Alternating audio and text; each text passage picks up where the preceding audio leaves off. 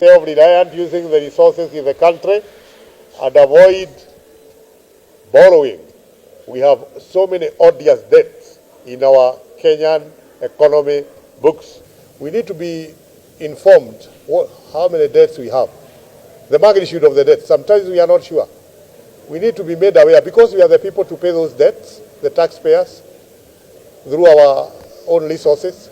Therefore, they need to be made public so that we may know how much we owe. We are sad when we see our leaders going out of our country to negotiate for more debt, for more loans. Although sometimes they are called grants, we know that they are loans. And when we get to repaying them, they are very heavy on our economy. Can we try to be self-reliant using the resources in the country and avoid borrowing? We have so many odious debts in our Kenyan economy books.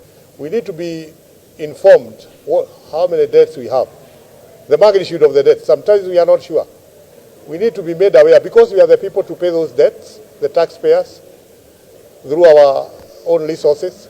Therefore, they need to be made public so that we may know how much we owe, the progress we are making in repayment, but even know how such money has been used, because we have mentioned corruption.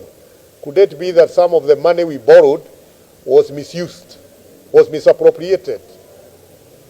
Therefore, the debate should go into our National Assembly, but also be made public so that we can engage and know how much we owe. And no debts should be borrowed, of course, without involvement of Parliament. We know that previously debts have been borrowed and Parliament has not been involved, sometimes done by the executive alone.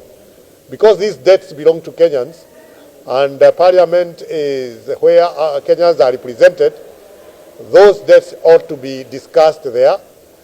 But again, we also need to be involved because you know our new constitution that we promulgated in 2010 encourages public participation. Therefore, there is nothing for us without us. You don't borrow money that you will not repay yourself and not get to share the information. On gambling, PCEA very early in the formation of its own constitution discouraged gambling. If you read our constitution, it highly discourages gambling. It encourages hard work, that people should toil because that is what we are required to do. But this new phenomenon where people think they can make money out of gambling, one or two make, we are not told the story of those who have spent their resources, sold their pieces of land, sold their vehicles, almost mortgaged their families because they want to make money and they have lost big. Divorce has happened in families because money was lost in gambling. And as you have mentioned, mental health becomes an issue because the moment you lose such money, you get into stress. It gets into depression. It even gets beyond there. Therefore, much as we know that there are people who are doing business by gambling, there should be strict laws. Particularly anybody below a certain age should not participate. And even the adverts for that should be limited. Like we know, this country became very successful in its fight against smoking. If you travel to some countries, particularly in the West, you find that smoking is still a problem. But because our country became very intentional in fighting smoking, smoking has gone down. So gambling can also go down.